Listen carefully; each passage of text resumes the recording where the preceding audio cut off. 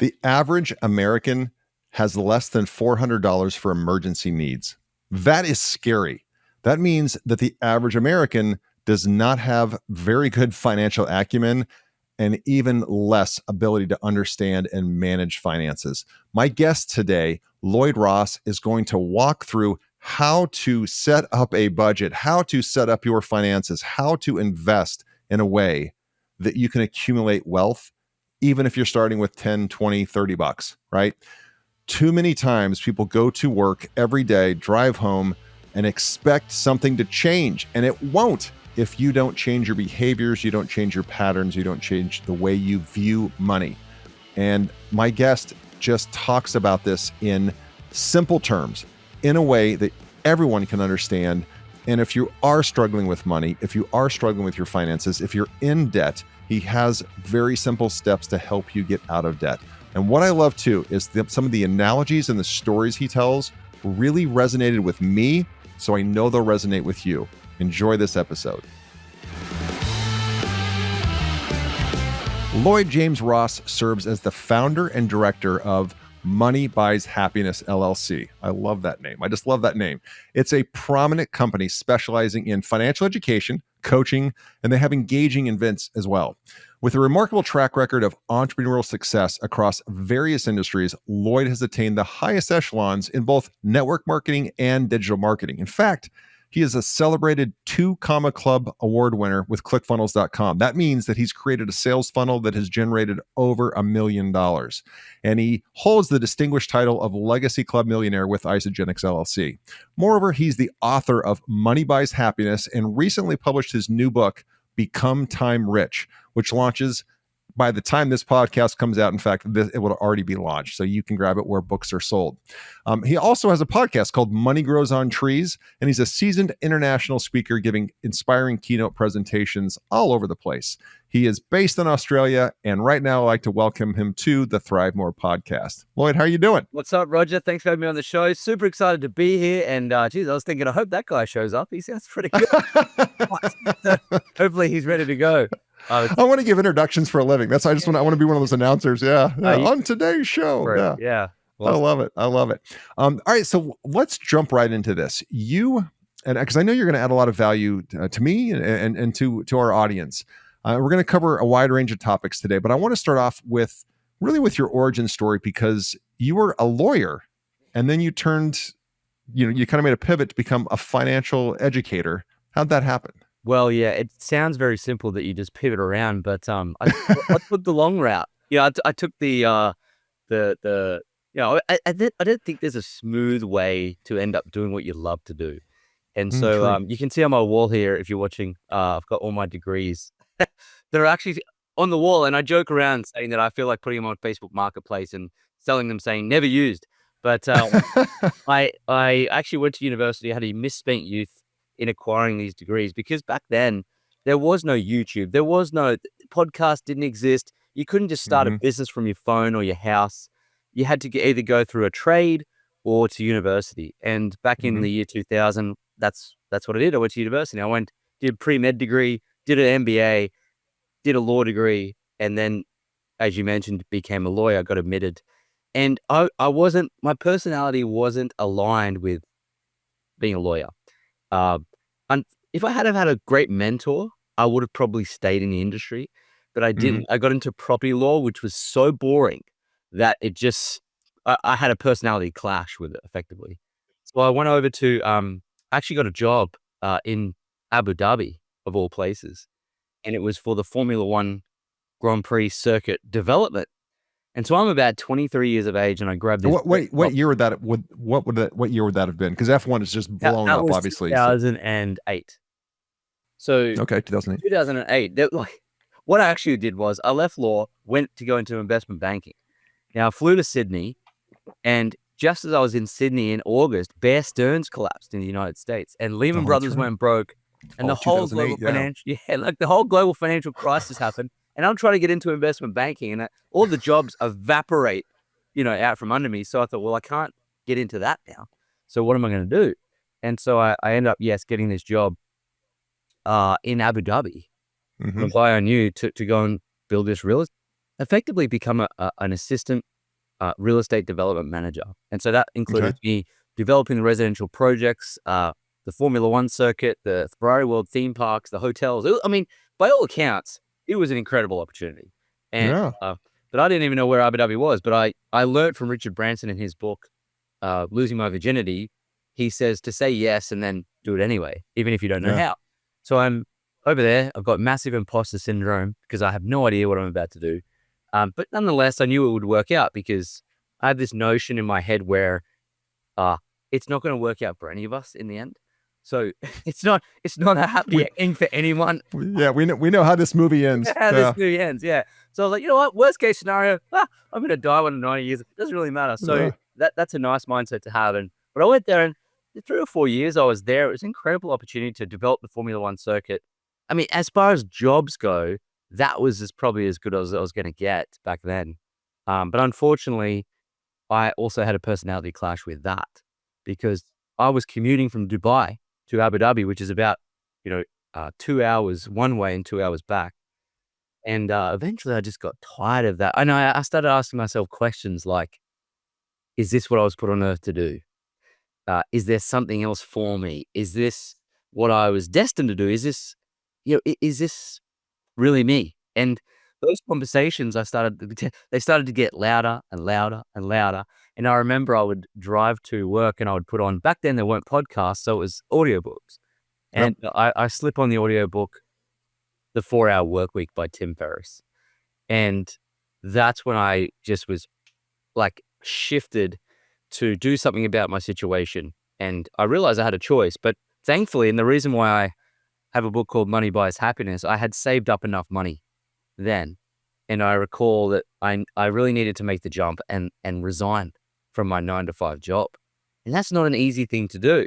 And when I did it, my manager said, "I'm really shocked, Lloyd, that you're doing this." And by all accounts, as a young guy with that job, it would look ridiculous. Like you wouldn't know it. But I just, when your heart starts telling you things and you just know in your heart that it's not right, that's what I felt. And so having the saved money gave me the choice, the flexibility, and the freedom to make the decision to write the resignation letter and get out of there. And I moved back to Australia and got into property sales with my dad, incidentally. And that was really a pivotal moment where I left 9-to-5 and got into business, which is what we were talking about before the show started, was like, hey, sometimes when you jump out of the frying pan, you jump into the fire because business is hard. And so I was making more money, but it was a lot more difficult. But it was where I started to cut my teeth on small business. And that was a 7-year experience for me. And during that process, unbeknownst to me, I was helping people with property investment planning. I was doing videos for ads for the company. I was writing little ebooks to generate leads. I was managing a team of telemarketers. I was doing deals with clients. And by all small business management I was doing. And eventually an opportunity came where my sister introduced me to network marketing. While I was in property, I started that as a side business because when you're trying to get ahead, you want to be able to do as many things as you can to get ahead. So I was saying to myself, well, I'm in this property business 6 days a week. My commute's a lot less, which is great, but what else can I do? How else can I monetize my phone time? How can I, I was making money 9-to-5, but how could I make money 5 to 9? And so that's where network marketing came into it for me. And I never thought I would get into network marketing ever, but it just seemed to fit with my lifestyle. My wife and I jumped in, we built that up. And in that industry, what happens is you end up becoming somewhat of a mentor to a lot of people and a coach or a business mentor. I was speaking a lot more. So you slowly mesh into this weird industry of I'm an educator, I'm a teacher. Well, let me just stop here just real quickly because this is fascinating. I just want to rewind to a young guy living in Dubai and working in Abu Dhabi. A lot of places would suck way more than that. But you're not thriving. And then you're listening to, and I haven't listened to the audio, but I've read the book a couple times, The 4-Hour Workweek. And I remember the house I was living in when I read that, that kind of impact on me. What was it about that audiobook and Tim Ferriss's words that really struck you? Because you said it was like a lightning bolt, like an Yeah. epiphany. What Yeah. was it that really flipped the switch for you? Well, I mean, the title pretty Yeah. well does it. I mean, it like 4-hour work week. Like I want a 4-hour work week. Like, and so I think that the title grabbed me. But as you read the Yeah. book, it's just the style that he lives his life, and he talks about mini retirements, and it just seemed to. I felt like I could unshackle myself from the rigidness of Mm, 9 to 5 life. It didn't mean I wasn't going to work, but it kind of gave me permission to start working how I wanted to work and what I wanted to work on. And I don't think I ever got permission to do that, because when you come through university and in 9 to 5, I was indoctrinated in yeah. the Monday to Friday 9 to 5 structure. And I guess that book just broke away the chains. Yeah. That's what happened. And I thought, wow, I didn't know we could do this. I didn't know I Yeah. should have the flexibility. And I was seeking, from that moment on, I was seeking something like that. I didn't know what it looked like. I didn't know what it was going to be. It was a bit of faith. Like, maybe I could do something like this. And, Yeah. and unfortunately it was not fast. it, Yeah. oh, it was like, so I joke saying, like, from that moment I read the book. In fact, it's in my new book. I read that book in 2010, Tim Ferriss's book. And Mhm. I had attained financial independence through network marketing. We got our business up to about a couple $100,000 a year. And that was enough for me to walk away from my family property business, which was that 2018. So it took me from start to finish of being inspired by the book 8 years to really be in a position where I could say, hey, I now also have a 4-hour work week to an extent. Sure. So that's kind of how it Sure. happened. And then beyond there, God, I found that everyone in network marketing, well, a lot of people, I would say like 85 to 90%, that were having success, they didn't understand money, which kind of shocked me, because I thought it was a common sense thing. Like, what do you mean you don't know how to have more than less? What do Yeah. you mean you don't know how to invest that into a house or the stock market? Like, that was common sense to me, because I'd been a student of it for so long. And that's what prompted me to write my first book and start to help people in that industry, but then beyond that, in basic financial literacy. This segment is sponsored by Rockbox Fitness Franchising. Take control of your destiny and join the boutique fitness revolution with Rockbox Fitness. If you're ready to make a real impact in your community and own your own business that empowers people to achieve their best life, then Rockbox is the opportunity you've been looking for. They provide comprehensive support from site selection, upfit, training, and turnkey marketing, so you can open your studio with confidence and a strong recurring revenue member base. Visit rockboxfitness.com and click on franchise opportunities to learn more about this exciting venture in the fast-growing boutique fitness industry. It's time to turn your passion for fitness and for business into a thriving venture.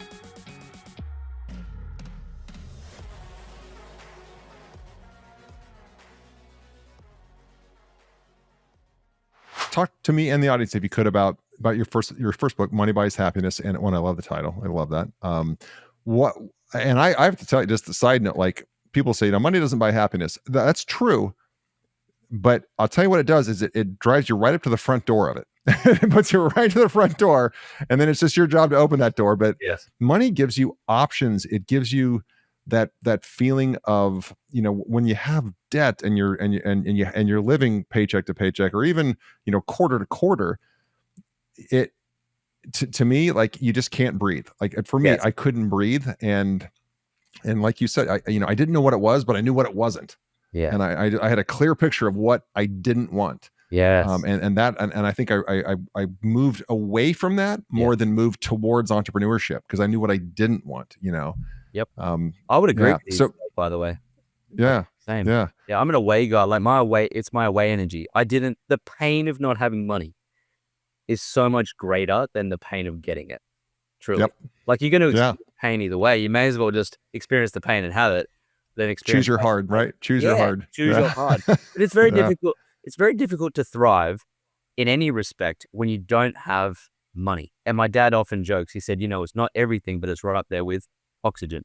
And I think it was Zig Ziglar said that. And so I grew up with these types of sayings. I never had parents that said money was the root of all evil, or, they may have said it doesn't grow on trees, but my dad always used to say to me, money makes you handsome. And so Yeah. I grew up with all these funny quips around money. I never had any problems with it. It was more just, if you don't have the belief that it buys happiness, then inadvertently you have the belief that it doesn't, because you can't Mm, be in the middle. You've got to believe something. So you yeah. may as well have a positive belief around it, because it is much more fun to live a life and thrive in your health, relationships, whatever it might be, with money, without a doubt. Yeah. And Yeah. so part of creating a great life is being able to make money in a way that is aligned with you, that suits what you love to do, and also then spend it on the people that you love. That's a great Mm, way to live life. So I'm all for the money. That's how it kind of amen. came about. Yeah. So you have this nickname of the Millionaire Mentor. How did that come about? Well, I was mentoring a lot of people in network marketing, and in network marketing, there's this aura that happens to you when you become a millionaire in the industry, and you get awards for it, and you get on stage, and so you become. They used to call it the Millionaire Club, or I forget what it was called, but they changed the name to Legacy Club.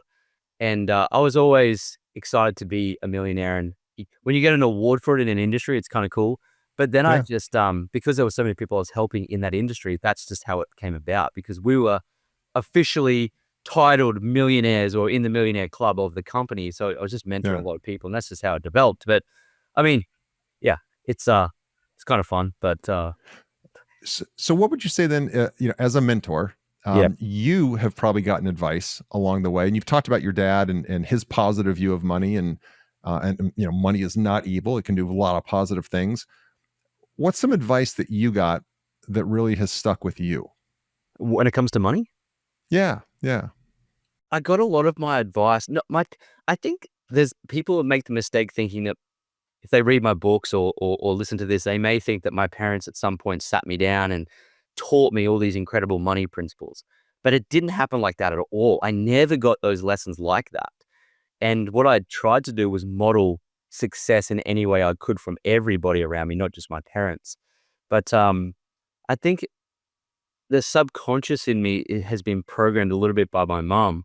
And she was always a little bit like Ben Franklin, where she would say, she doesn't say it anymore, but she used to say, uh, "A penny saved is a penny earned," and if you look after the pennies, the pounds will follow. And these types of little quips. And so she's a very astute money manager. So I guess I modeled that from her. And Hmm. with my dad, I modeled his tremendous success in entrepreneurship, because he was a multimillionaire in his 20s, self-made, after leaving school in grade 10 in the Wow. insurance industry. So I watched them. I modeled what I liked from them and left what I didn't. But Yeah. I think the advice that I probably received that was the best was through books. But I actually had Sharon Lechter on my show, and people don't realize this, but she was actually the co-author of Rich Dad Poor Dad. And if you get the original book, she's on the title. It's just her and Robert Kiyosaki split up eventually. But when I was on the show, I said, Sharon, what would be your best advice? And she said, you know what, Lloyd, you've just got to buy assets. You've got to buy assets. And I think the best advice you can give anyone is, for what purpose do you want to make money?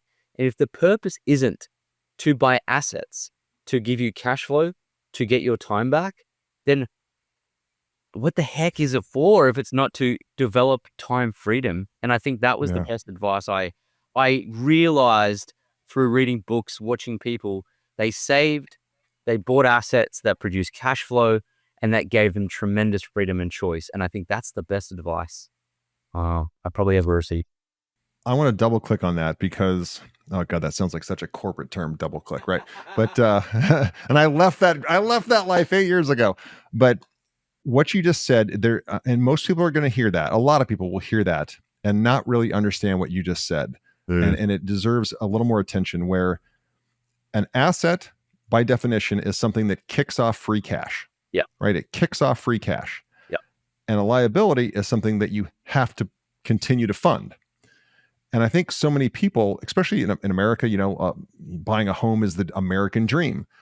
Well, a home is a liability up until the day you sell it. Yeah, then you cash and it's an asset. But up until that day, it's a liability, but yet everyone treats it as an asset. And I'm sure Australia is not that much different, but too many people, the vast majority, 95%, work to buy liabilities. Yes. Which means they have to work more to keep funding that liability lifestyle. Yes. And if people understood that an asset is something that kicks off free cash every single period, whatever it's day, week, month, quarter, whatever it is, that's an asset. And you want to collect as many of those as you can and never sell them because they're making you money. Absolutely. Yeah. And I think people get that totally wrong. Exactly what you said. They think that they've got an asset, but it is a liability because assets feed you, liabilities eat you. Yeah. And most people are in this, they're getting eaten. Yep. So you got to shift that. And it's exactly the same in Australia. There's no difference. But most people are indoctrinated again into the rules of society, which say, I will get a job. I'll then have my credit score go up. I'll get money from the bank. I'll lock in a 30-year mortgage. Now, in the United States, you get these 30-year fixed rate mortgages, and up until recently, you get them at 2%. And I think that's obviously very intelligent financial planning to have that. Sure. But where people go wrong is, of course, they think they just have to buy a house as soon as possible. They think they have to get the biggest mortgage they possibly can and get approved for, and then they think that's it. That's the end of the road for them. And when we pay off our house, we'll be happy and retired, and we'll leave our job and we'll live happily ever after. And they want to wait for like 40 years to live their life.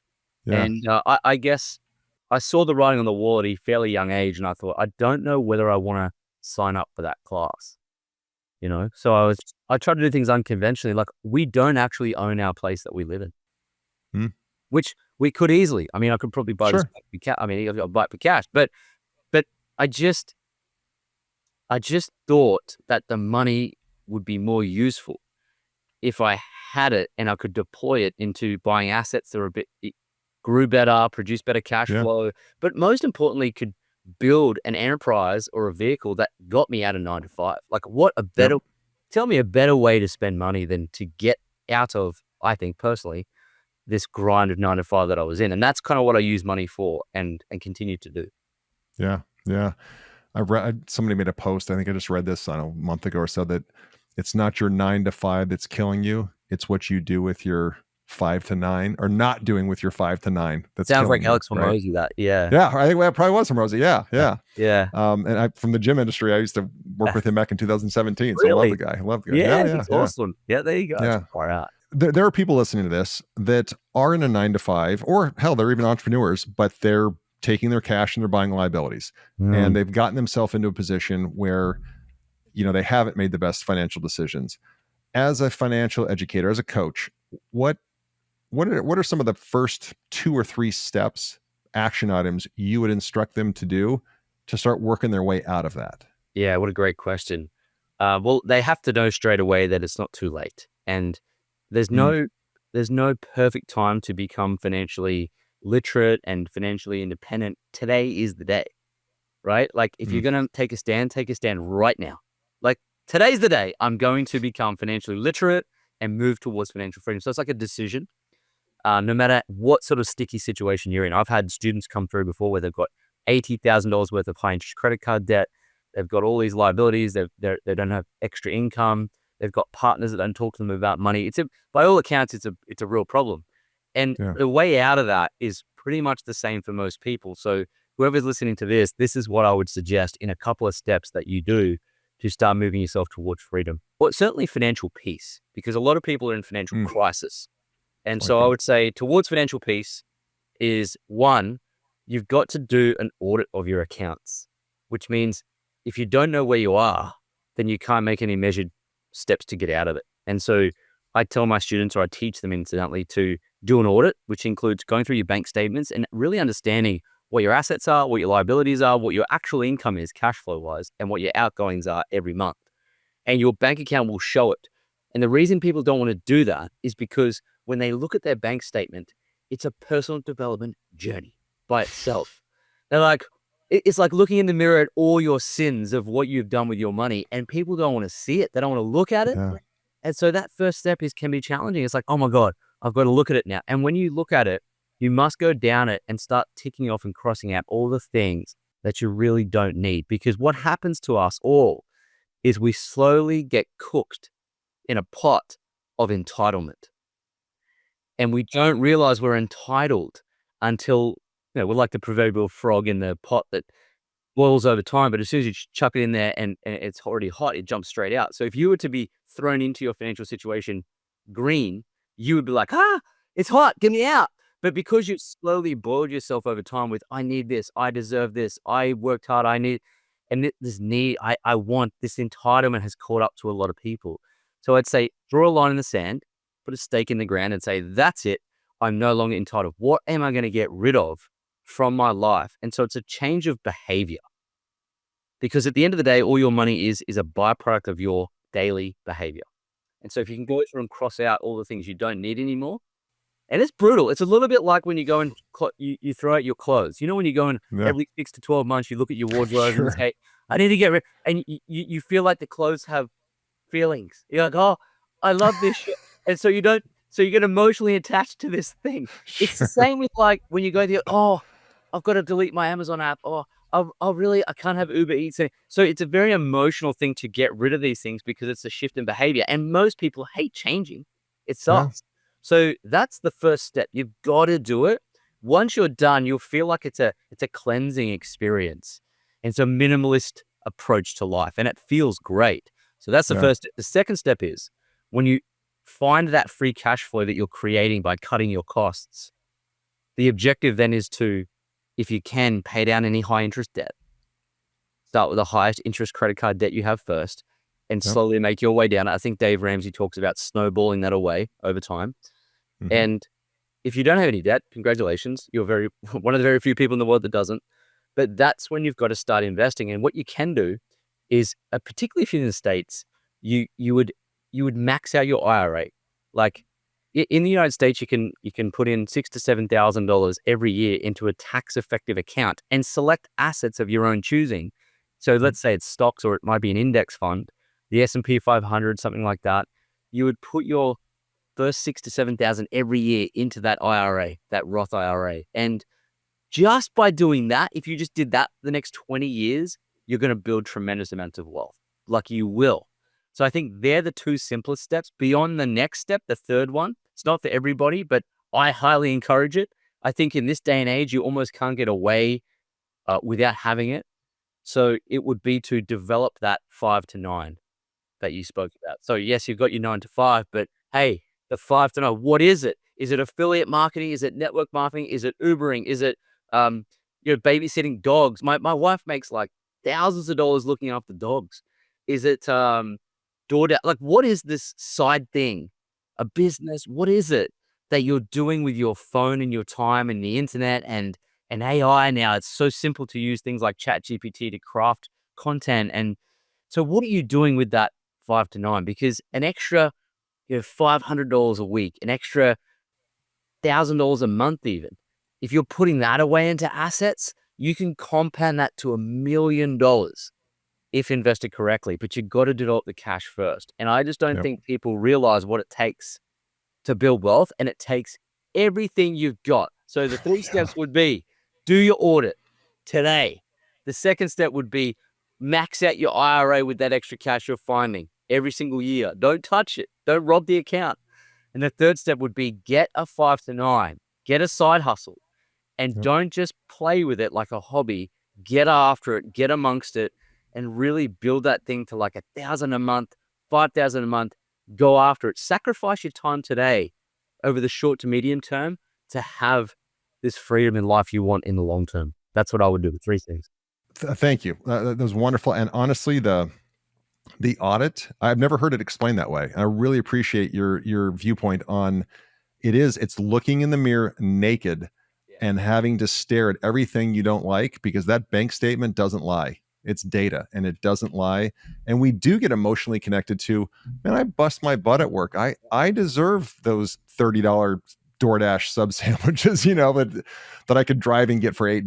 Like we do get emotionally attached to that. And the way you explained that was just really on point. I'm curious as to, I just want to take one half step back. We said it, I said it in your intro, 2 Comma Club winner for ClickFunnels.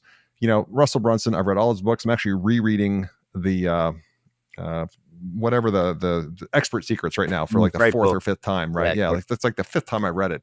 There's always just nuggets in each of his books, and I reread them almost every year.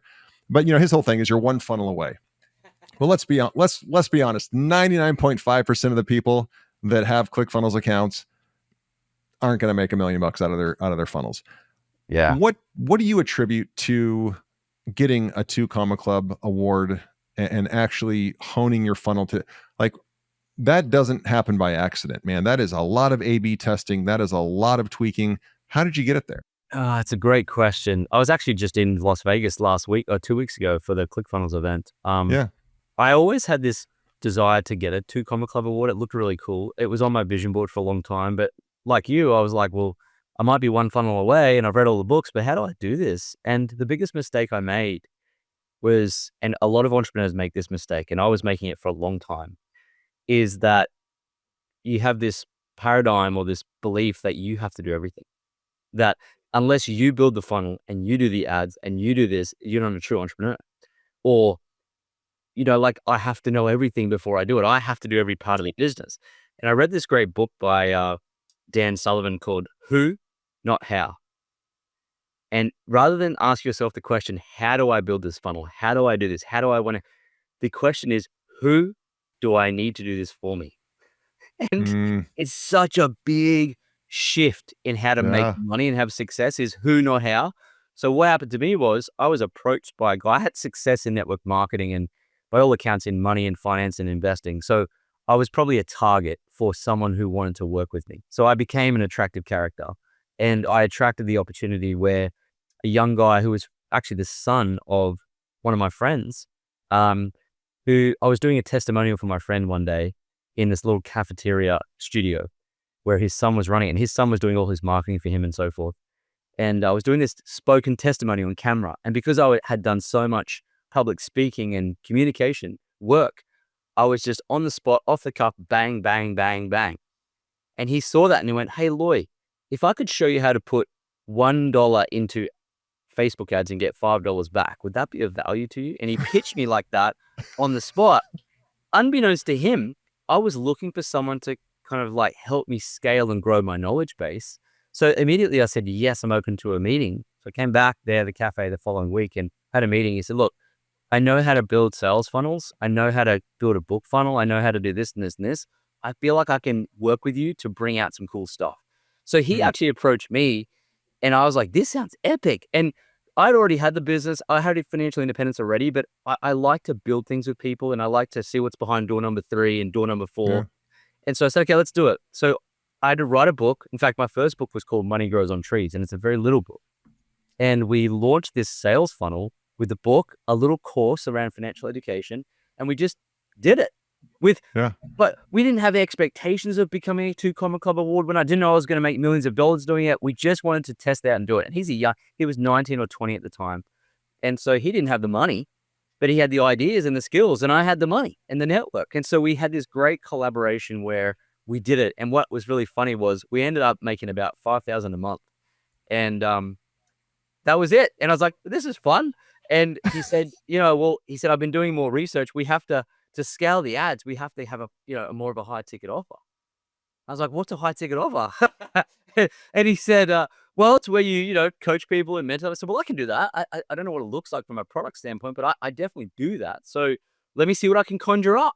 And so I built this, program, this coaching program, and it was like one-on-one at the time. But whatever the case is, we added it to the funnel, and that allowed us to make enough profit and then help people, because they were coming in and getting my book and my courses, but unbeknownst to me, they wanted more. And I didn't have anything for them. So I said, hey, have fun with the book and the course and it'll all be okay. But when it comes to money, it's so behavioral, like anything, that they needed actual guidance and they needed me to hold their hand. So what happened was when we added that offer to the funnel, it scaled the revenue, which allowed us to scale the ads to 300 or 400 books a month. And then what happened was I was overwhelmed with leads. There was 300 books a month. I was like, because he's so good at what he did. He overwhelmed me. And I was like, I sat in this right here where I am now recording this in this, my office here. And I sat here doing sales call after sales call after sales call. And what I realized was I had developed my own version of my old 9 to 5 where I couldn't leave the office because I was just doing too much. But again, What a lesson. the notion of who, not how, was still with me. So I realized I've got to find someone who can do this for me now. And that's when we brought in a sales team. And once we did that, I brought in people who were better than me at selling. And I remember after I did that, we made our first $100,000 month. And that was when we kind of knew, okay, we're going to get a 2 Comma Club easy here. And it took another 18 months to 2 years before it transpired, but when you've cracked it. And that's just, you've got to find someone who can build a sales funnel for you. And there's tons out there. Then you've got to make sure they can do ads, and then you've got to have an offer that you can deliver. And then if you don't know how to sell, then find someone who can do it for you. And that's how you craft a 2 Comma Club award. You do it like that. And well, unbeknownst to me, that's how everyone does it. They find other people smarter than them. And I didn't know that. That's the secret. Who, not how. I love that. And last time I checked, when you go to buy a house or Mercedes or just go on a nice trip with your significant other, they don't care where the money came from or who got it. It doesn't matter, right? Money doesn't care. Money doesn't care. Just someone wiser than me said, just money, go where money comes from, and then get in the flow. Just get in the flow of the money, right? Yeah. Well, I've got a friend, my dad, his friend who he used to sell insurance with. And my dad, like back in the day, he would sell like 100 insurance policies in a week face to face. He was making like $1.8 million bonuses in his 20s in the 80s. Like, wow. That is an obscene amount of money. Yeah. And so he had this business partner. His name's Joe. And Joe, he came onto I had a session for my students, and I got Joe on. And Joe, just what you're talking about, he said, you've got to put yourself in the luck stream. So he didn't call it the money stream, but he called it the luck stream. And the luck stream is where if you place yourself in positions to be luckier. That includes getting around the right people more often, reading the right books like what you're talking about, and doing this type of stuff. Like, we're getting luckier here talking to each other because we are placing ourselves within each other's sphere of influence. And he talks about that luck stream. And a lot of people are looking for luck, but they're not placing themselves in the luck stream, right? So that's gold. That's gold. This episode of the podcast is brought to you by ThriveMore Autopilot. The latest data shows a large amount of small to mid-sized business owners are living paycheck to paycheck, and that is not why you started a business in the first place. We all start businesses to create the freedom in our lives that we want and to give us options. But to do that, you need more leads, and you need to turn those prospects into long-term paying customers. Well, the solution is ThriveMore Autopilot. ThriveMore Autopilot is the turnkey solution to take the stress and the hard work out of new customer acquisition, which is the lifeblood of any small business. ThriveMore Autopilot works on your behalf to generate a waterfall of new leads through various channels, to nurture those leads with proprietary AI solutions that mimic human interaction, to sell memberships and help you increase your monthly recurring revenue, and they even provide you coaching and your team coaching on the most effective sales techniques and give you a community of other like-minded business owners. ThriveMore Autopilot is how you scale your business without stress and the relentless phone calls and texts and reach outs to the prospects to get them to show up for that first appointment or to show up to that call. So learn how ThriveMore Autopilot can help you win big by going to thrivemore.ai. That's thrivemore.ai. ThriveMore Autopilot, the strategic partner for small to mid-sized business owners to help you scale and live the life of your dreams. All right. So by the time this comes out, your book, your next book, Become Time Rich, will be out. So when this airs, it'll be out. What is the book about, and what do you hope the reader takes away after he or she sets it down? Oh, I hope they take away a lot of value. This just rocked up to my house. There it is. There. It's a physical. Nice. Just come. I'm like, it's here. Like this, it's a big project. Yeah. The book is not an easy thing. I often boast that I was an author before ChatGPT came around, because it's a lot simpler now to write. But irrespective, writing books is a tricky thing, and also it's a labor of love, right? And so it's been an 18-month, 2-year project. What do I feel people, the reason I wrote it is because throughout my journey of teaching people about money, and I noticed this in a lot of my students, was that it's not that they had low money IQ necessarily. It was actually that they didn't know how to manage their time well. It it was weird. It's like I could tell them to do an audit. I could say to do this or start a side hustle or even learn about stocks, and I could, show them the path. And they're just so overwhelmed with life that they can't even sit down for 15 minutes to even start an audit. So there's this great saying by Desmond Tutu, and it says, at some point we have to stop pulling people out of the river and we must go upstream and figure out why they're falling in. So I was like, why are my students, what's going on here? And I Yeah. realized that they just didn't have these principles of, like focus and priority and leverage and, you know, eliminating things that didn't matter. So there's these things they weren't doing, these common sense things that I noticed. I was like, why are you doing that and that? What the heck? And so I was like, I need to encapsulate some principles here and impart this to people because time is the most important thing we have. Like it is the most important thing. And sadly, attention has become even more important, Yeah. which is a bit sad, but that's the path to money because money creates more time. So we have to get attention to get more money, to get more time, but time is the ultimate currency. And so I was like, well, how can I write a book that's timeless, that allows people some rules and some principles to follow forever to win back their time, not so they can sit on the beach in Tahiti and do nothing. It's so that they can start to do the things they want to do and start designing their life how they want it, because you can always get money back, but you can't get your time back.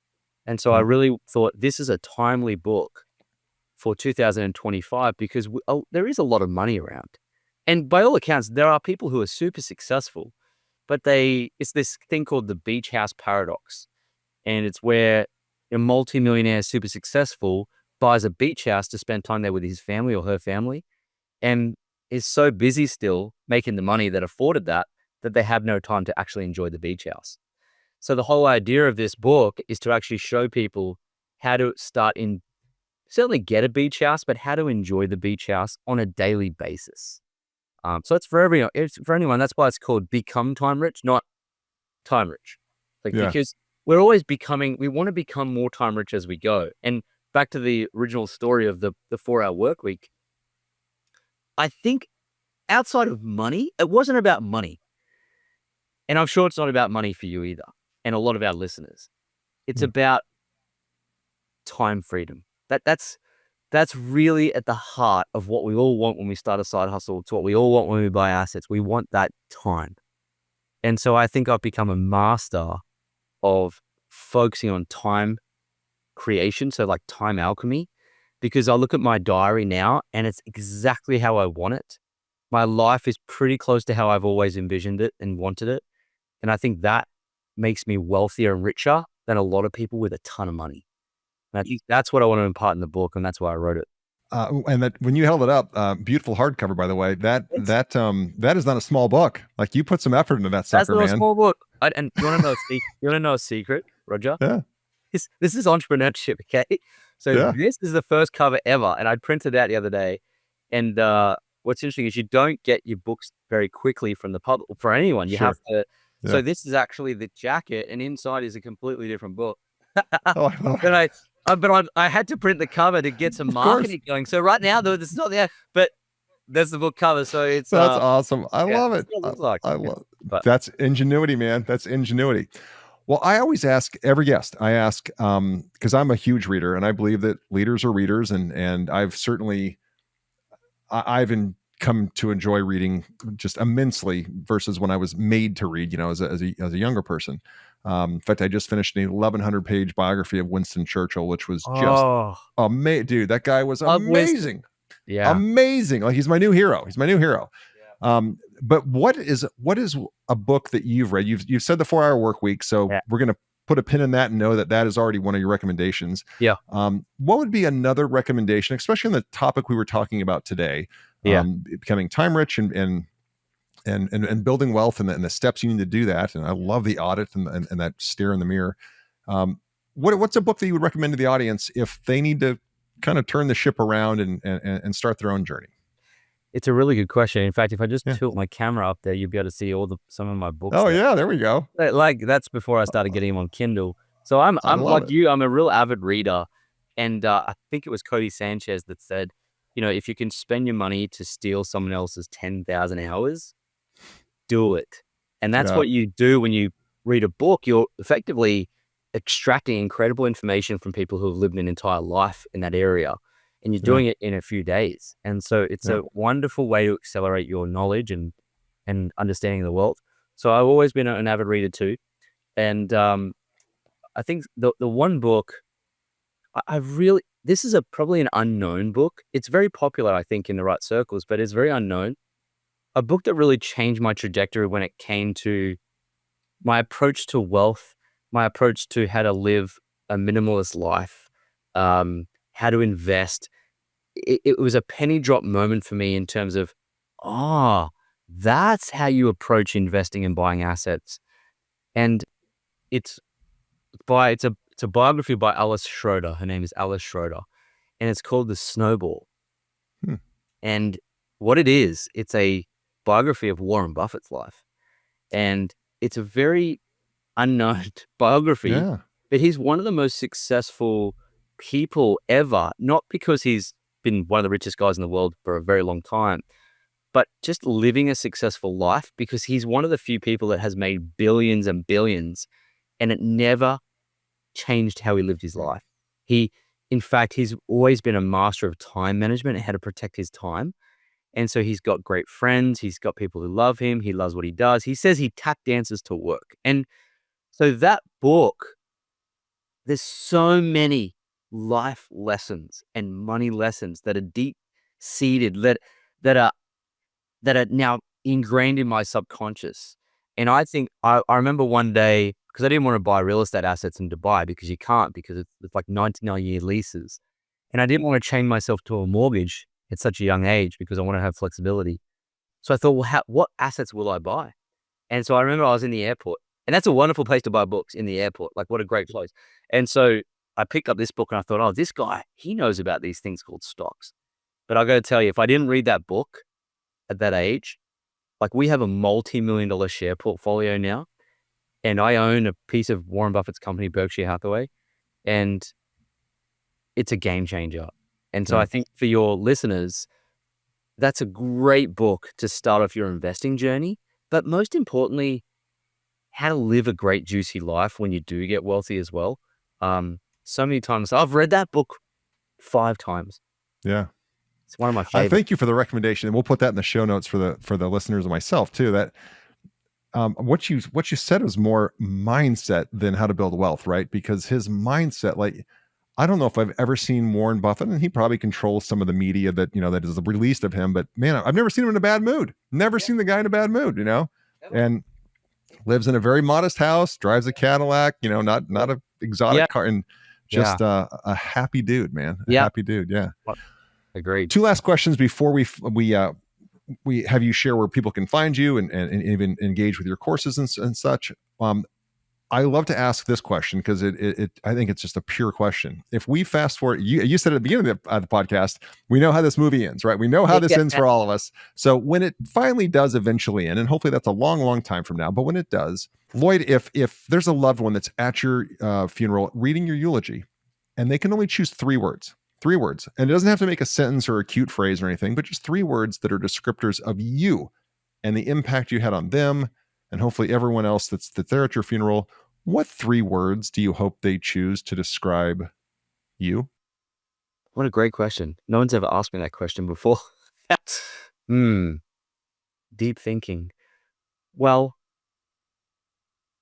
I hope they say that he was an incredible teacher, because if I can impart wisdom to people and it changes their life, that's the legacy I want to leave, because I'm so grateful for people that have done that for me. And I know that it's going to continue on for people's lives long before after I'm gone. So I would say incredible and inspiring teacher. That would help. I'd be happy with that. Yeah. Yeah. I asked that question because it got asked me. I was enrolling in this 12-month leadership academy, and this was like 2 years ago or so. And you had to apply to get in, and it was based in Dallas, Texas.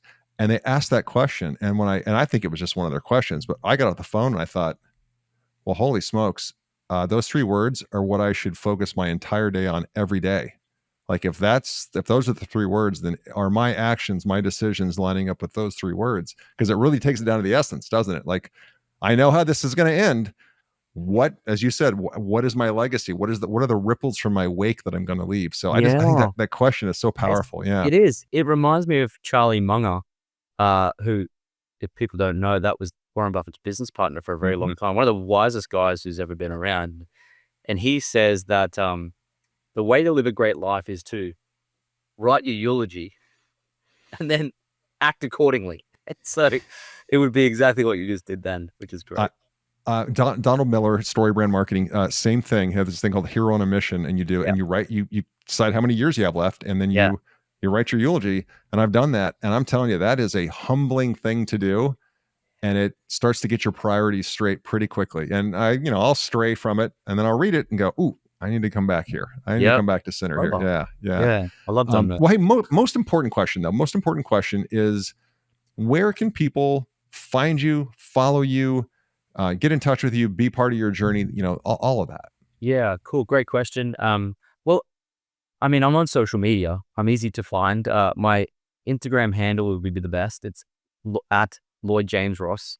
If you Google me, you'll find hopefully lots of stuff there. But Instagram's pretty straightforward. You can click on my link tree there, and you can access some cool free resources, YouTube, podcast, and stuff like that. And hopefully, if you're around, you can check out our cool book launch coming up. That's going to be like virtual and free and fun.